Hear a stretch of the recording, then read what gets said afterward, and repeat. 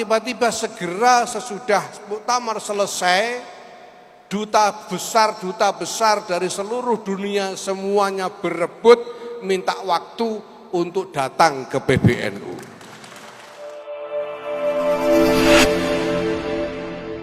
Saya sudah memperlihatkan, walaupun baru mulai, bahwa pekerjaan yang pada waktu muktamar kemarin saya lamar sudah mulai saya kerjakan.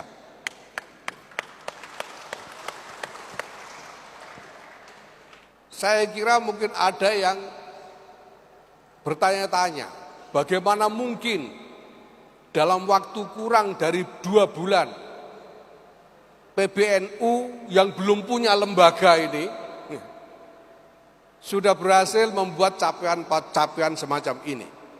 Kita ini belum membentuk lembaga, insya Allah nanti tanggal 9 kita baru rapat gabungan untuk menetapkan kelengkapan lembaga-lembaga di PBNU.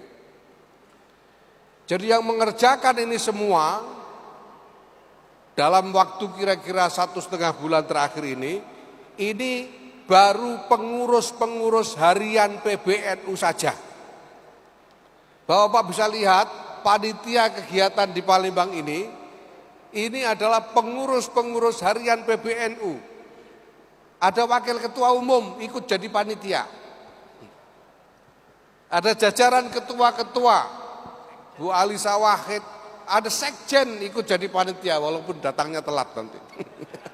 Tapi dia ikut jadi panitia.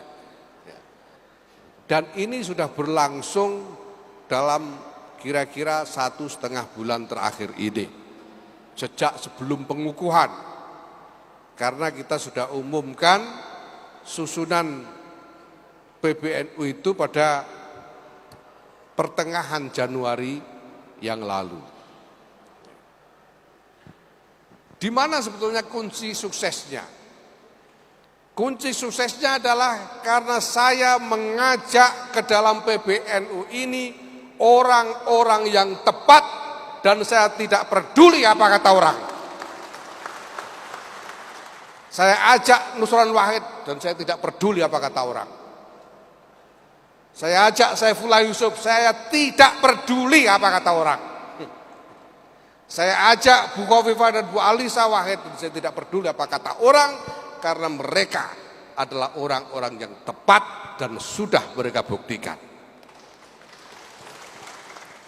Saya sengaja tidak tergesa-gesa melengkapi pembentukan lembaga-lembaga di PBNU, karena saya ingin sebelum lembaga-lembaga itu terbentuk, pekerjaannya sudah ada. Sekarang ini dari berbagai macam kerjasama yang sudah kita bangun, ini nanti sudah menjadi pekerjaan untuk sebuah lembaga.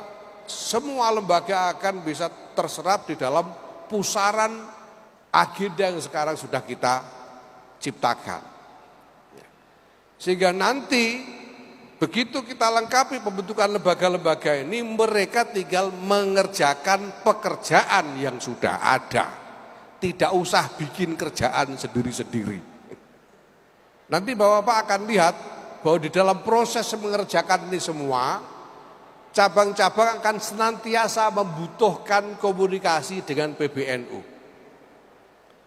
Karena pelaksanaan dari program ini nanti harus dimonitor terus-menerus oleh PBNU. Harus dievaluasi dan kesulitan-kesulitan yang Bapak hadapi perlu segera dikomunikasikan kepada PBNU untuk segera mendapatkan advokasi dari PBNU. Saya juga ingin melaporkan bahwa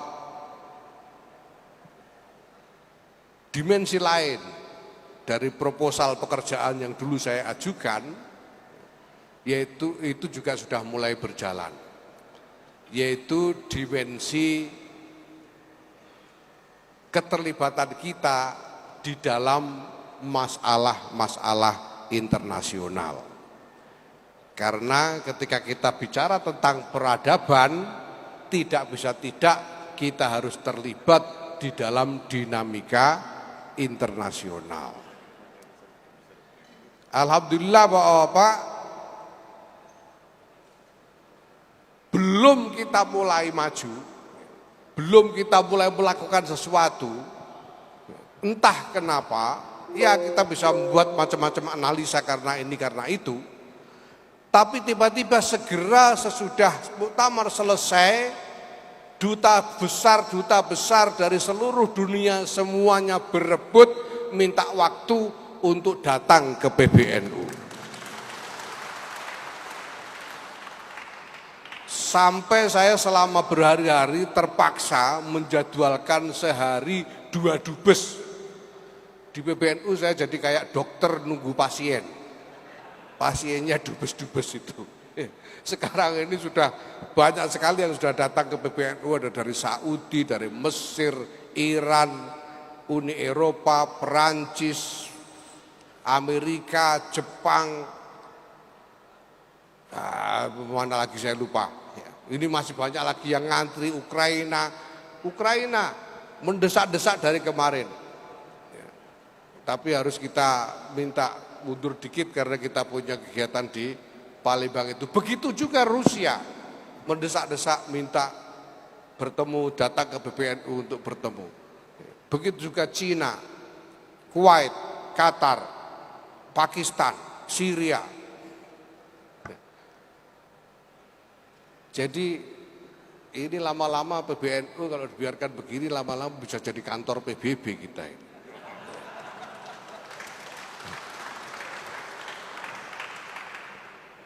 Dan alhamdulillah semuanya memberikan apresiasi yang sangat positif kepada PBNU, tapi juga sekaligus harapan-harapan besar yang akan menambah beban kita semua. Kalau urusan pekerjaan internasionalnya mungkin hanya sebagian saja yang akan membawa beban itu.